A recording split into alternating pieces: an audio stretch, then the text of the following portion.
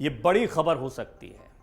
कपिल सिब्बल को आपने देखा किस तरीके से राहुल गांधी के साथ खड़े दिखाई दे रहे हैं, और ये पहले से अंदाजा लगाया जा रहा था कि कई मौकों पर गुलाम नबी आज़ाद बहुत ही करीबी रहे हैं गांधी परिवार के, नाराजगियां होती हैं, दूर हो गए, लेकिन गुलाम नबी आज़ाद भी अब धीरे धीरे राहुल गांधी को जो सज़ा मिली है उसके बाद क्या कांग्रेस के करीब आ जाएंगे, बहुत बड़ा सवाल है।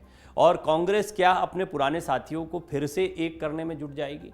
क्या इसको तमाम रणनीतिकार या पुराने खाटी कांग्रेसी जो रहे हैं और पार्टी से अलग हो गए, वो एक बड़ी अपॉर्चुनिटी के तौर पर देख रहे हैं? ये बहुत महत्वपूर्ण है इसको समझना। राहुल गांधी को मानहानि केस में 2 साल की सजा मिली और सांसदी छिन गई। इसके बाद विपक्ष तो उनके साथ खड़ा दिखाई दे रहा है, विपक्ष के वो नेता भी जो उनसे अभी तक दूरी बनाकर रखते थे, ममता बनर्जी, अरविंद केजरीवाल, अखिलेश यादव, तमाम लोग साथ में दिख रहे हैं। इन नेताओं का समर्थन तो मिल ही रहा है, साथ ही साथ में कई पुराने साथी भी अब उनका समर्थन करते दिखाई दे रहे हैं। कपिल सिब्बल के बाद गुलाम नबी आज़ाद ने कैसे राहुल गांधी का समर्थन किया है वो आपको बताता हूं। गुलाम नबी आज़ाद ने राहुल गांधी की सदस्यता छीनने पर कहा कि वो इसके खिलाफ हैं। उन्होंने कहा कि चाहे राहुल गांधी हो या लालू प्रसाद यादव, ये स्वाभाविक न्याय के खिलाफ है। आज़ाद ने कहा कि ऐसे तो पूरा संसद और विधानसभा खाली हो जाएगा। दरअसल कठुआ में डेमोक्रेटिक प्रोग्रेसिव आज़ाद पार्टी की जनसभा के दौरान गुलाम नबी आज़ाद से जब राहुल गांधी को लेकर सवाल किया गया तो उन्होंने कहा कि चुने हुए नुमाइंदों और डाकू चोर के खिलाफ अलग अलग पैमाना होना चाहिए। मैं इस चीज़ के खिलाफ हूं, चाहे वो राहुल गांधी हो या लालू प्रसाद यादव या फिर कोई भी एमपी एमएलए हो। ये नेचुरल जस्टिस के खिलाफ है। इधर एक जज ने फैसला सुनाया और दूसरी ओर सांसद या विधायक सदस्यता खारिज हुई। मैं इसके खिलाफ हूं। गुलाम नबी आज़ाद ने कहा कि पहले कानून था कि आखिरी कोर्ट जब तक किसी नुमाइंदे को सजा न दे तब तक उसकी सदस्यता रद्द नहीं की जाती थी, लेकिन अभी आखिरी कोर्ट तक पहुंचने के लिए 20 कदम हैं और सदस्यता रद्द कर दी गई। उन्होंने कहा कि ये लोकतंत्र के हित में अच्छी बात नहीं है।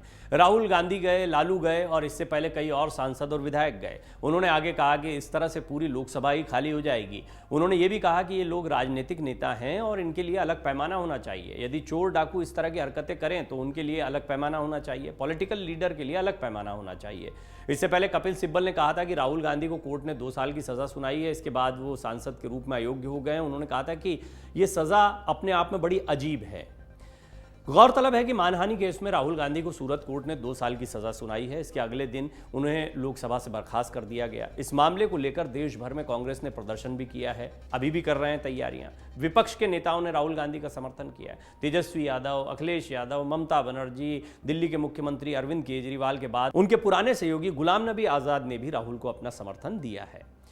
लोकसभा सांसद के रूप में अयोग्य ठहराए जाने के बाद अपनी पहली प्रेस कॉन्फ्रेंस को संबोधित करते हुए राहुल गांधी ने कहा था कि प्रधानमंत्री नरेंद्र मोदी के नेतृत्व वाली केंद्र सरकार अडानी पर उनके सवालों से डर गई है और लोकतंत्र पर हमला कर रही है। राहुल ने कहा कि वो धमकियों, अयोग्यता और जेल की सजा से नहीं डरते हैं।